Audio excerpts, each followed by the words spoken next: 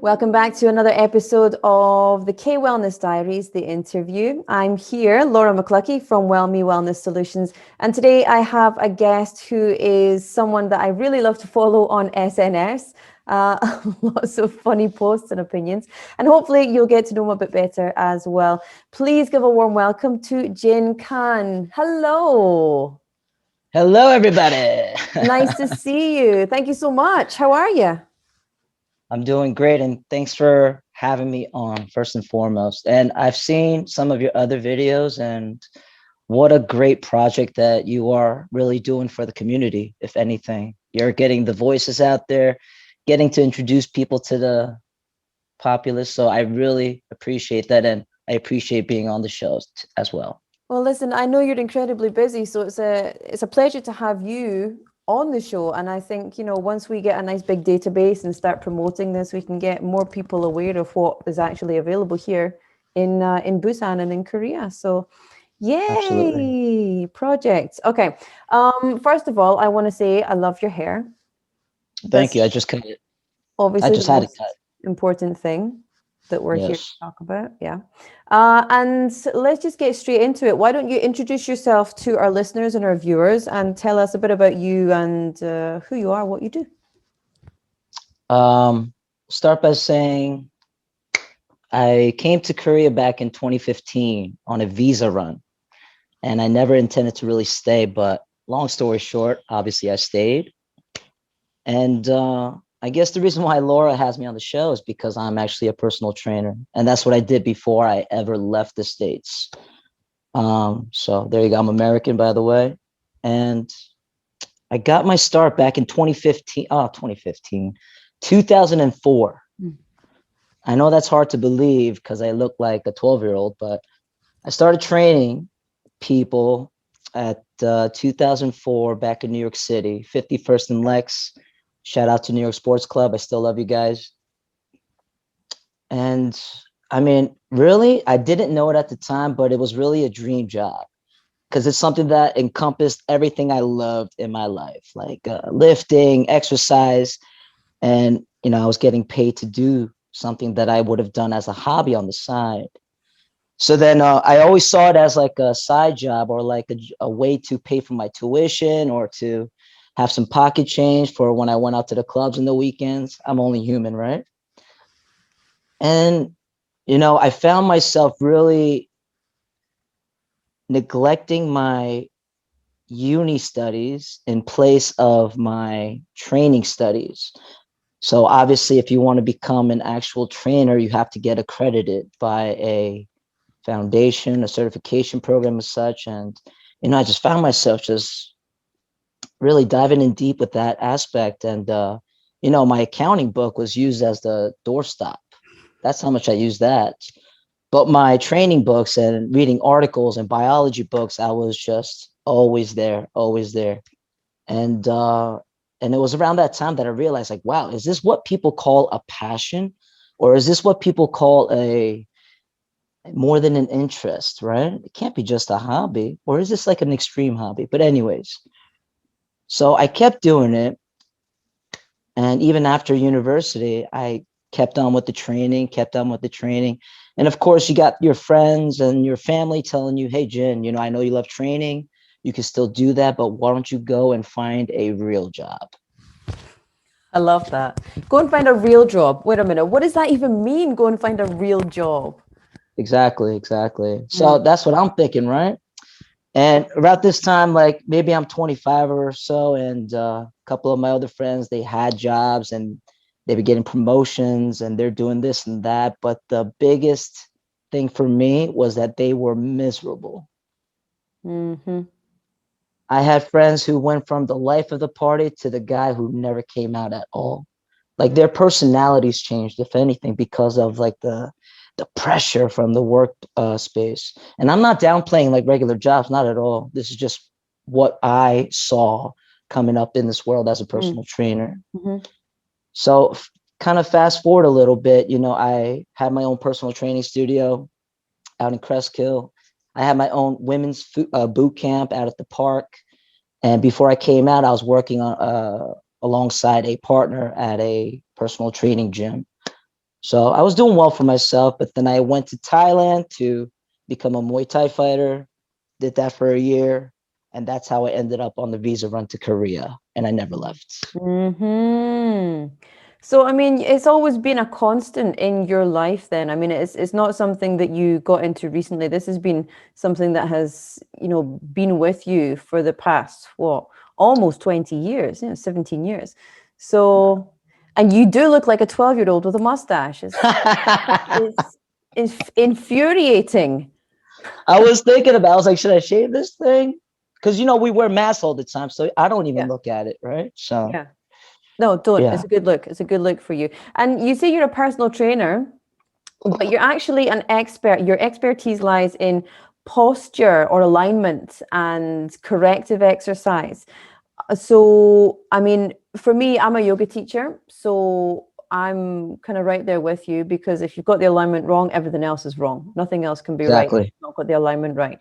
But what is it? I mean, what is posture and alignment, corrective exercise? What is it? And actually, how did you get into that? Right. So alongside the regular personal training certification, you have to do additional classes as an ongoing educational process, and you collect these things called CECs. Mm-hmm. And these are points towards your expertise in this particular field, or just to kind of keep you updated on your fitness levels, fitness knowledge. Credits, is that right? Continuing education Yes, credit. Okay, CECs, yeah. absolutely. And I'm pretty sure nurses also have to get CECs as well. Yeah. And one of the programs that was offered to me was called Corrective Exercise. So even before I delved into that, I actually worked alongside a chiropractor in New York City. I kind of shadowed him, and I even almost went the chiropractic route, but just working alongside the doctor, and also getting treatments myself on my spine and learning about my spine and henceforth other people's spines. I really got intrigued by the notion of keeping everything functional, keeping everything aligned, because as you just mentioned, when one thing is askew, it kind of tips the balance for everything else. Mm-hmm. So it's so pertinent. It's paramount to absolutely keep that foundation sturdy. And if you build an additional infrastructure around that structure and keep it fortified, that's when you can start adding muscle. That's when you can start looking different, and most importantly, feeling different. Mm-hmm. So knowing that, I couldn't face away from it. And because of that, I really delved into the corrective exercise aspect of training. Not to mention, I'm not saying that's the only thing I do, but I really delve into that, because what's important for me is when I encourage clients that they achieve their goal first and foremost. But a goal that they might not really think about is getting to their final destination without pain. Mm. And also to correct their pains. And also perhaps discover things about themselves in the process. Mm-hmm. So, for example, many people, this is not a isolated instance, many people come in with these overtly pronated shoulders. They have slight kyphosis when your upper back is rounded. Their cervical spine is kind of protruding, or it's a bit downward. And we all know the reason for those, right? Computer time, phone time, and just not being aware of those things. But no one thinks to think about those things as such a huge detriment in their lives until we fix it, and they're like, I'm a completely different person. My strength goes up, my mood goes up, I just feel better, my back pain went away. Man, my acid reflux went away. Mm-hmm. And I could go on and on and on about that. So yeah, I really hone in on that before we do anything else. And it's funny because the way you're talking about it, and it's the same for me with yoga. I mean, you've been in the industry as an instructor for way longer than I've been a yoga instructor. But even for myself, when I'm correcting my own posture, I'll notice it very easily. And people sit there with their shoulders rounded, typing at a desk, and they have chronic headaches. And it's remarkable that even just a slight change in your posture, pulling that, just aligning the pelvis properly, allowing the shoulders to rest down, it'll get rid of your headaches. In some cases, obviously, not, it's not an across the board thing. But it's just always blows my mind about how small the adjustments are that can make these huge, big, life-altering differences in some cases. And people, like, you're right, people don't think it's a big deal, and they just live with the pain. It's amazing. So if I can move on to the next question, you do a lot of health-related activities here in Busan, fitness-related activities. So what have you been doing? Tell me what you've been doing recently. Obviously, coronavirus has thrown a huge spanner into the works for everybody in every industry. But I'd love to know what you've been getting up to over the past, since 2015, and what you're doing now. Well, when I first arrived in Korea, it's not like I could just jump into the gym and start training clients. When I first came here, what I started doing to sustain myself, just to build my nest, was teach English like everyone else, right? So I did that for a while. And, of course, you meet people, word gets out that I was a trainer back home, and you pick up a client here and there. But I kind of voluntarily put that to the side because I said I did that for a long time. I'm just going to continue to do it as a hobby, not as my main source of income. And that started. And then as you meet more people, I realized that more and more people desire or need this service. So I think it was about maybe 2.5 years ago, I really decided to put more time and effort into this and reach out to more people and offer my services to others. So I still teach English during the afternoons because a lot of people work in the afternoons. So I just block off that time with teaching. But in the mornings and evenings, I see clients every single day of the week. Wow. And I know that you did also boot camp for a long time. I always wanted to go to that, but I didn't. Yeah. Oh, the Weekend Warrior. Yep. Oh, that's right. Yeah. We had that for a bit. Yeah, and that's something in the works for the future. Maybe we could have a follow-up in the future. But yeah, I'm working on a lot of things, and I can't wait to present it to the rest of Busan. Yeah, and you're absolutely right. It's a service that people need. And oftentimes people don't know that they need these kind of things. And then one day they try it because a friend takes them along to a class and they're like, wow, I feel amazing. And then it just kind of snowballs and snowballs. And I think now the health and wellness movement in Korea has got a bit more speed behind it. It's moving at a faster pace, which is wonderful for people like you and I who are in that kind of service provider side of it, but also for the community, because it means that the community is going to live, collectively longer, happier, healthier. And we can make this part of the mainstream and part of the norm. And it's not just like a niche class that someone goes to for a couple of weeks and then stops going. So it's really ingrained in the lifestyle, Right, absolutely. I wholeheartedly agree with that notion. And, this is something I don't say often to people, but, when I see people in my environment and, I could instantly see what I can show that person to help them improve something about their posture or whatnot. But also you have to allow people to live their lives. Yeah. So I don't go and give unsolicited advice, but in the back of my mind, I'm thinking like, man, for instance, like, man, if that girl just did this program for like 5 weeks, like she would get hitched immediately. Or for one of my friends, maybe like I would think, man, if he did my program or a program for maybe 2 months, man, he would really pull himself out of this hole that he's in right now, mood wise, just vitality wise, energy wise, confidence wise. Yeah.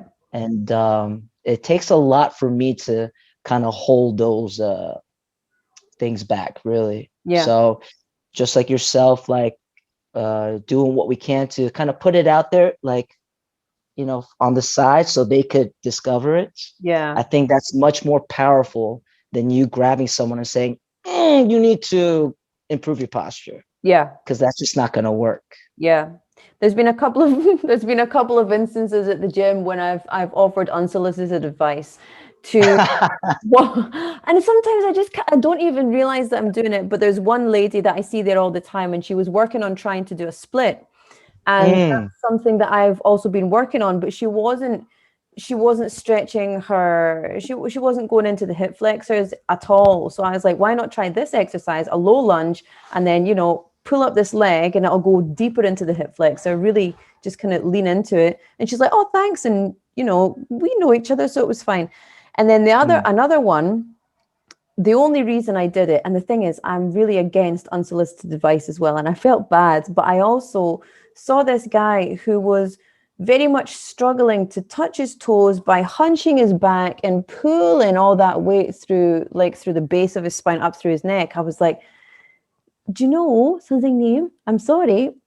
Can I give you one little tip from a yoga side? See, if you bend your knees and you put your belly to your thighs and then you ease into it that way, that'll, you won't hurt yourself. And he's like, oh, thanks very much. But he was probably thinking on the inside, get out of here. Don't talk to me. At the same time, I thought, is it not my responsibility if I see someone who's about to hurt themselves? I mean, where do you draw the line? It's hard. Yeah. So when you start off as a personal trainer in a big box gym, the managers, they hound you. They're like, go offer unsolicited advice so that they can see your face and you could introduce yourself and et cetera, et cetera. In the business, we call it prospecting, right? When you're prospecting for potential clients. And that's just the sales business aspect of the personal training. And doing that for many years, there are ways to go about it. Giving unsolicited advice in a very sneaky way. And it's all about phrasing, wording, and also like, it's just sneaky, right? Yeah. So you would start by, I don't know, waving hello to the person, right? Hi, good to see you. You don't even ask their name, and they'll say hi back. And the next day you see them again, like, oh, hello, I see you here often. What's your name? My name is blah, blah, blah. I'm Jin. I'm a personal trainer here. Nice to meet you. If you need anything, just let me know. Like, oh, thank you, Jin. Next time I see her doing something incorrect. Oh, hey, Selena. How's it going? She's like, oh, yeah, blah, blah, blah. What are you working out today? Oh, I'm working on this. Could I give you one advice on that? Sure. And then the conversation begins. And again, it's about putting the person at ease about the things that are incoming, right?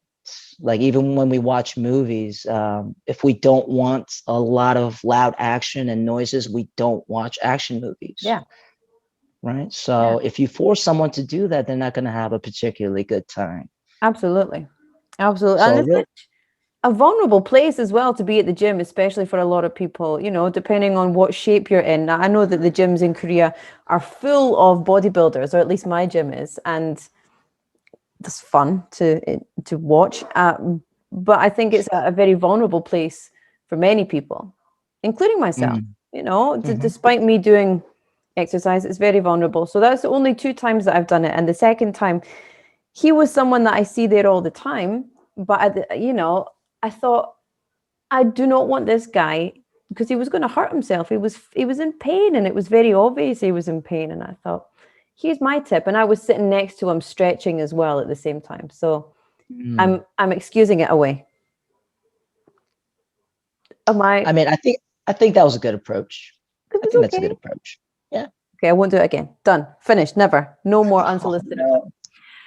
Speaking of not unsolicited advice per se, but speaking of times that you see someone, or maybe you're working out next to somebody and you can see them making big mistakes. But obviously it's not your place to jump in there and to fix things for other people. In terms of you as a personal trainer and having been in the wellness business for a very long time, what is the most common mistake people make when approaching health and wellness? What do you think? Too much too soon. Mm, Food, working out, the gym clothes, eliminating, like completely eliminating certain foods, completely introducing other kinds of foods, just toppling over each other, and people go crazy. And when they go crazy, they're thinking to themselves, this healthy lifestyle is not for me. yeah. It's too much. I'm sore all the time. My shoulder hurts. I'm seeing no results. This food tastes like crap. I miss my old food. And they just go into the spiral of life was much easier when I just lived the way I did before. Mm-hmm.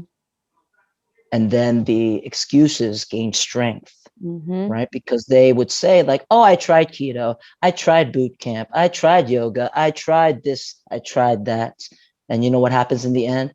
A very, very distraught person who no longer opens themselves to any kind of possibilities for themselves, right? Mm-hmm. And that's the most scary and dangerous thing for anybody, to just close yourself off, right? And then here comes Jin giving unsolicited advice. Hey, fix your posture, man. You're like, get out of my face, bro. You know? Yeah.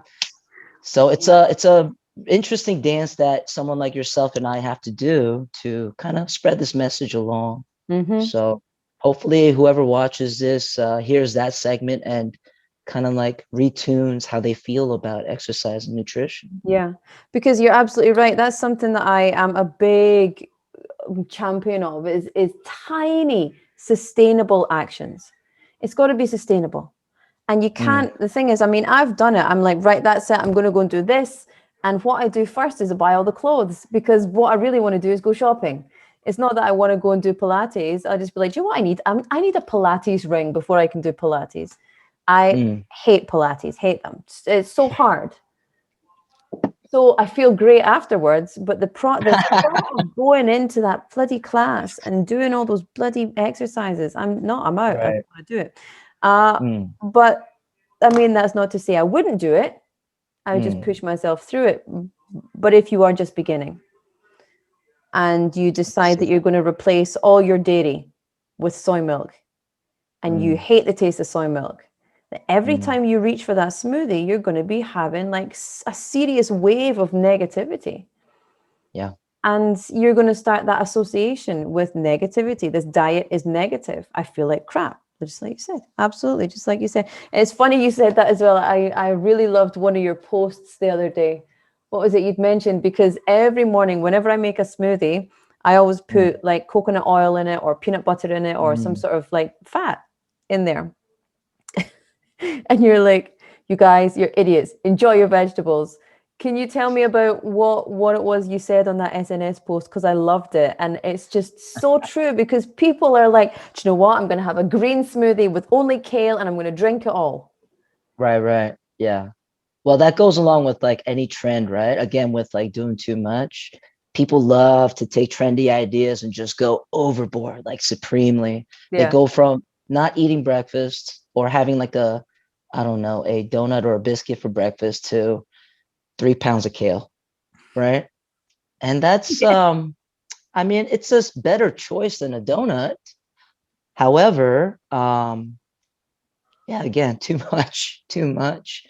And I could talk about kale for a long time, but to your question, I can't tell you the post verbatim, but it's along the lines of, wouldn't it be much better to cook your veggies, sprinkle some sea salt, get some butter on it, and enjoy it, rather than blending it in a blender and, you know, chugging down this green, disgusting juice? Not to mention, most people don't add the peanut butter, don't add the chia seeds or the coconut oil to actually make the vitamins and nutrients bioavailable. Mm-hmm. The flavonoids, the flavanols, the isoflavones, the polyphenols, the plant nutrition is not bioavailable unless there's fat present. Mm-hmm. Because just like the fat soluble vitamins A, D, E, and K K, especially because that's why kale is so healthy to begin with, is not going to be absorbed by your body unless there's fat present with that meal.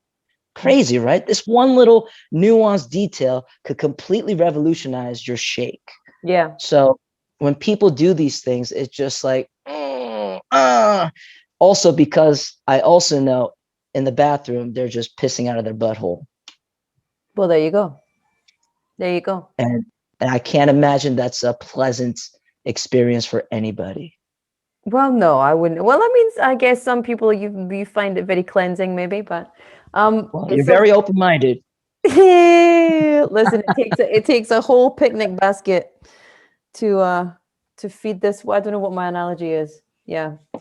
But yes, it takes a whole bunch of people to make up this picnic basket. That'll do. True. Is equally, I mean, just to go back to what you said about too much too soon, I also find that a lot of people are really into the supplements, and I take supplements myself, but like I take collagen every morning, so it's a collagen powder because I'm not getting any younger, and this is not going to stay here for that much longer. Lucky we're in Korea, and so, but no, I mean I take collagen because I've got issues with my hips, and I find that yoga very much helps that, and I've done a bit of research, it's good for joint mobility along with other things. Anyway, you can't take collagen with protein, and so there's a lot of people who've been saying, oh, I've been taking this collagen, I've been putting it in my smoothie, and I'm like, what have you got in your smoothie? It's a bunch of protein. And I'm like, you can't put the collagen inside the protein shake, really? And it's also about too much too soon, but not enough research is going into the things that we're putting in our body. So we have a huge abundance of media that says, don't smoke, don't drink to excess, don't do drugs, don't do this, don't do that. Stress is really bad. You don't want a high level of cortisol for a prolonged period of time because it'll cause all these really, really bad diseases. But at the same time, we're being sold all these really kind of high performing supplements and nutrients without knowing what ones go together all right, what ones you can take with each other, what ones you like. If you're having a green smoothie, you've got to have some sort of fat in it, otherwise you're absorbing nothing. So this education, we're just being forced a whole bunch of stuff that will make us well, but we have no education around it unless we do our own research. It's just like, here, have this. Oh, and take this as well. And take that. It's just kind of throwing it out there into the wind. And what's your opinion on that?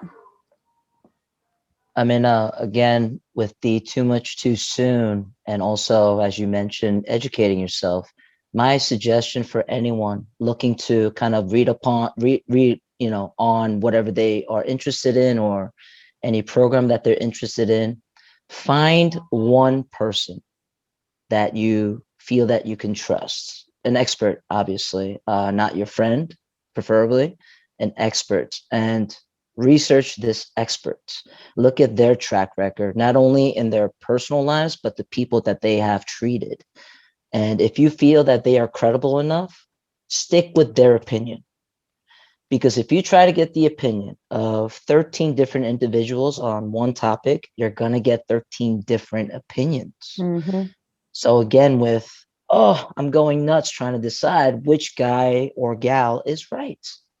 I can't decide. So it won't always be the best, but that's always subjective, right? Yeah.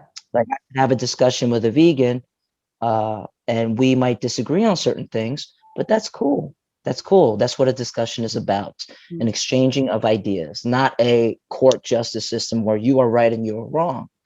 So I suggest you really delve into finding that individual that you really trust and go with that first and see how that helps you out. And if it works, splendid. If it doesn't, reach out a little bit more. But as you progress in your own studies and your own research, you're going to find things being unveiled to you. The deeper you go into nutrition, it's fascinating, people.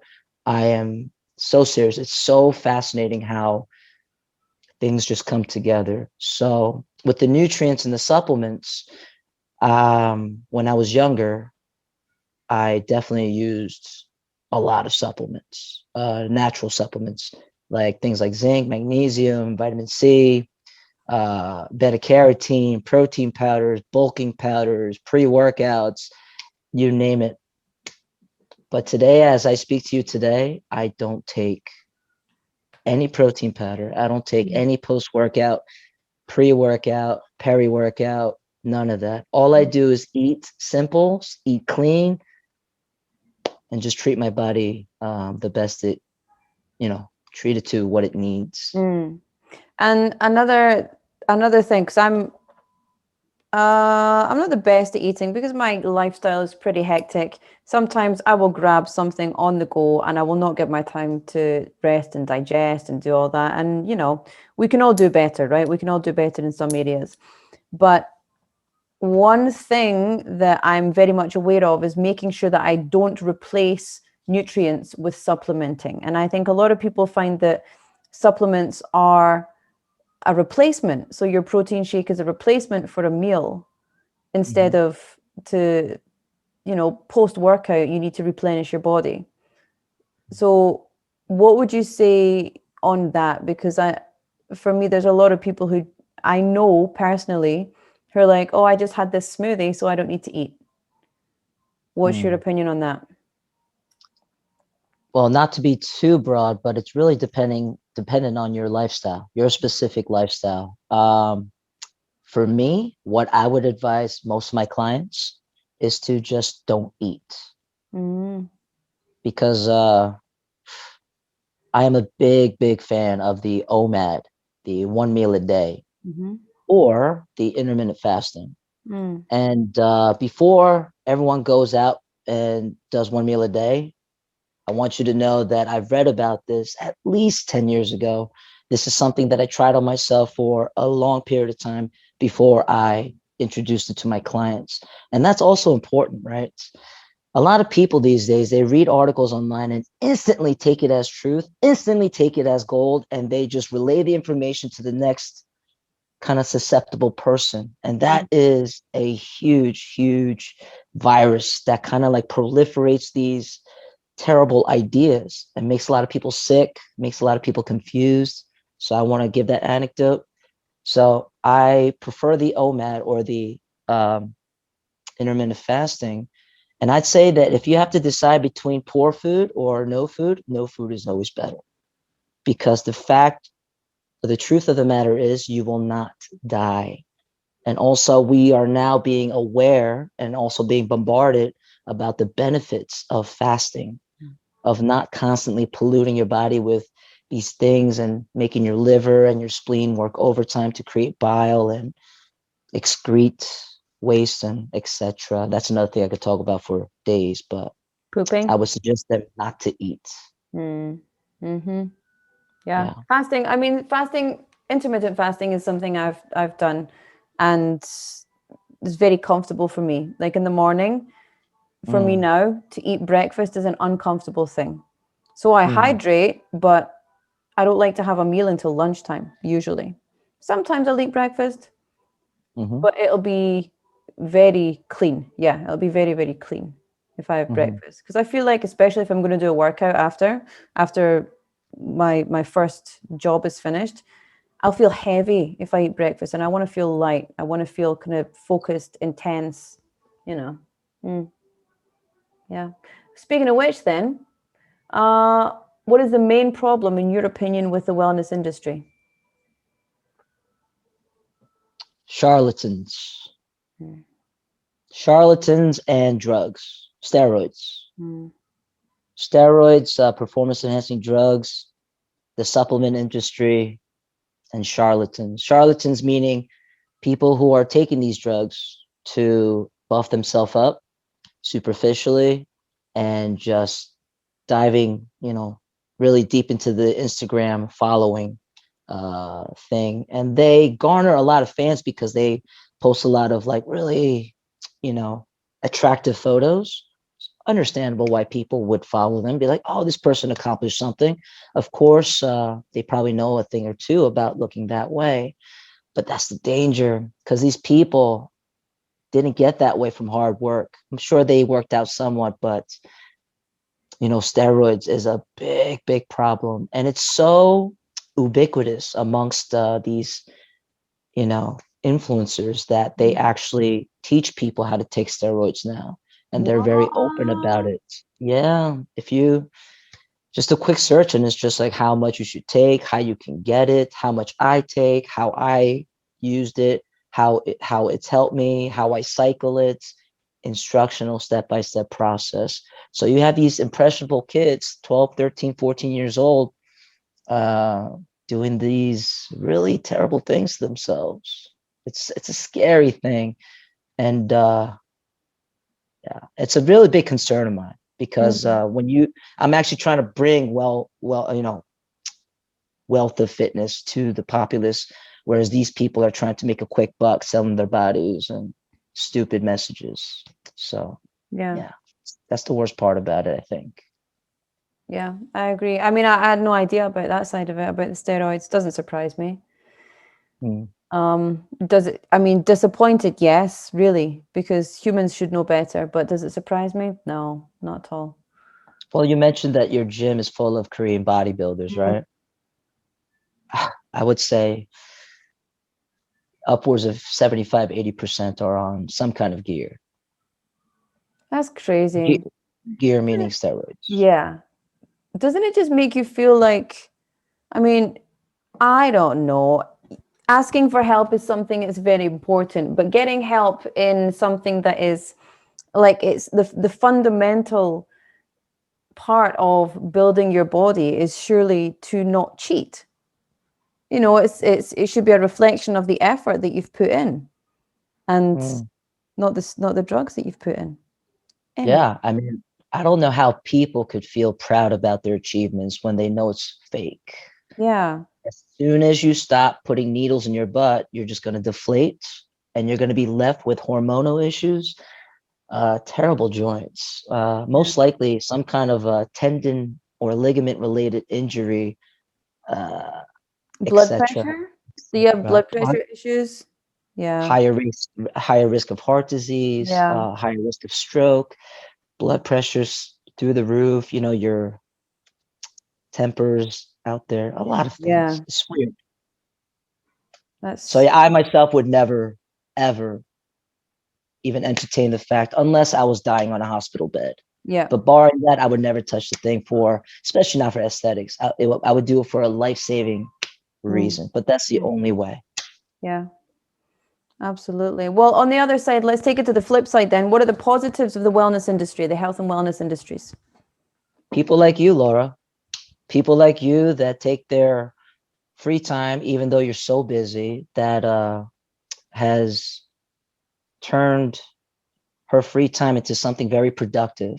Of course, for yourself, because you're doing something that you like to do, but also for the people that listen, the people that are looking for answers, the people that are looking for these things. As you mentioned before, earlier, people, there's nothing there, right? There's nothing there in our community that is, Mm. right, that is particularly focused on wellness. So for someone like you to put something like this together, I definitely commend you for that. And yeah, people like yourself, and also people, yeah, I mean, mostly that. I can't really think of anything else. Oh, what a lovely answer. Well, that also needs to be people like you then, Thank you. Thank you. I because try. I mean, same goes, we're trying to do our best to actually make a difference in a positive way. Right. Mm. Right. I will not keep you too much longer, maybe 5 minutes. What do you think of the term K-wellness? What does it mean? Well, that's the question. Do you think anything of it? And if you don't, I mean, that's the right answer. There's no right answer for this. Just what do you think of the term K-wellness? I would think it stands for Korean wellness or Korea wellness. Mm-hmm. Hmm. If it was a facility, like maybe like a gym type of facility, K wellness, like a wellness center, I think Mm. that would be pretty cool. I think that'd be So pretty cool. give us the seed money then, and let's do it. I don't have any I money. gotta open my own gym first. Okay, that's a deal. So before we say goodbye, before we wrap up the interview, can you give us one essential tip for working towards a healthier lifestyle? This is almost a cliche, but don't try to add, try to subtract. Mm-hmm. I mean, everyone has their vices, everyone has their quirks, whatever it may be. Take the thing that's most disrupting your life, and everyone knows exactly what that is personally for yourselves. Eliminate that from your life and start there, because once you eliminate something that's like taking control of your life, you're going to see that a lot of other doors open up. And as you mentioned before, take it step by step, sustainable, because it's not for a short period. You're trying to make these changes for a lifetime of wellness instead of a quick fix. Yeah, I like that. I like that a lot. Subtract. And that's true with everything, right? You go to university, you do your essay, edit. Create anything, you want to take something away, you got to edit it back. Yeah, I love it. So what's in the future for you then? What's your plan for this year, for next year, 20 years? Lots of plans. As we just said, I'm taking it step by step, but I'm actually looking to open my gym by the end of this year. Oh, wow. Nice. So I'm in talk with some investors and also saving up cash myself. And we'll be looking to open the doors pretty soon, God willing. And I really want to create that type of environment where people will not feel weird about, wanting to be healthy, wanting to look good, wanting to feel good, because that's what we all really, truly want. You don't actually want to lose weight or get muscles. You just want to feel good. So whatever that is for you, I just want to help take you there. So I want to get my facility open so that people who do feel kind of insecure or kind of like, it's tough for them to go to the gym, I have an open door for you. Don't have to feel any of that. It's just you and me, or a small class setting where people can feel comfortable and excited, and most of all, just confident about coming and experiencing like how truly good they could feel. Yeah. So super excited about that. Creating that self-esteem space where people can actually come and feel proud of having done one extra rep and not have to stand up next to guys who are like pumping it out like this, 25, like all the way up. Or another thing is like a lot of people they feel awkward about, what if I do this wrong and someone looks at me and laughs at me? That's a big, thing for a lot of my clients. So I always assure them, like, who gives a shit about that, right? Yeah. I'm here. You're good. Keep going. And it's like, say if you walked into the gym, all right, Jen, I'm ready for my session. What kind of music you like, Laura? I don't know, BTS. Well, I probably won't play BTS, but like, you like anything else? Like, any American music? How dare you, sir? How dare you? I demand BTS. We'll see what happens. But yeah, environment for all of us. So we're going to have a good time. I like that. Do you have anything else you'd like to add before I switch off these cameras and get to the editing suite? If anyone has made it this far into the video, thank you. And if you guys would like to reach out to me, you could find me on Facebook, Jin Kahn, KAHN, or you could email me directly at njin60@gmail.com. If you have a question, if you're interested about personal training, or if you just want to make fun of me, or if you want to hate on me, it's all good. I like attention. I'm only human. And again, thank you, Laura, for having me. Thank you so much, Jin. It's been an absolute pleasure to have you on. And I hope, and I'm pretty sure that everyone has been listening this far, because it's been an absolutely fantastic interview. Thank you for your time, your expertise, your knowledge, and your haircut, which has been the best thing from start to finish. Thanks. Jin, we will see you soon. Go맙습니다. Thank you so much. Bye.